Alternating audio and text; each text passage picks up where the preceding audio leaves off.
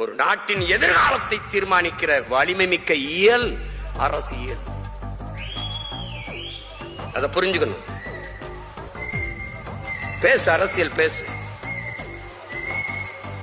பேசுறான், கேரளால பேசுறான், தேநீர் கடையில எல்லா இடங்கள்லயும் பேசுவான்.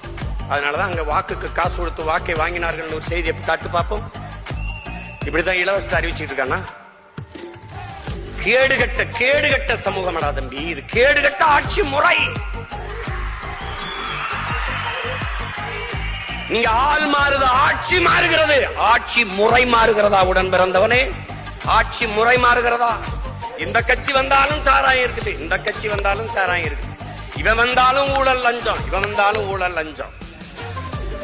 இவன் வந்தாலும் இருட்டு, இவன் வந்தாலும் இருட்டு. இவன் வந்தாலும் திருட்டு, இவன் வந்தாலும் திருட்டு. இவன் வந்தாலும் பாலியல் கொடுமை வன்கொடுமை, இவன் வந்தாலும் பாலியல் கொடுமை வன்கொடுமை. என்ன இருக்கு?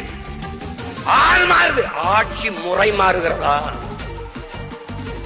ஆட்சி முறை மாறணும். இதை ஒழிக்கணும். யாரால முடியும்?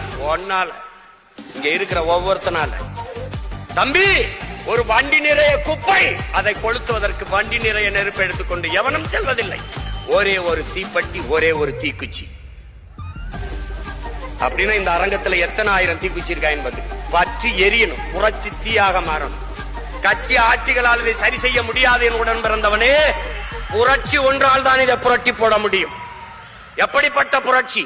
வெளிப்படையாகவே அநீதிகளால் கட்டமைக்கப்பட்ட சமூகத்தை தகர்த்து முற்று முழுதாக புதிய ஒரு சமூகம் படைப்பதான் புரட்சிங்கிறான் பகத்சிங். அப்படிப்பட்ட ஒரு சமூகம்.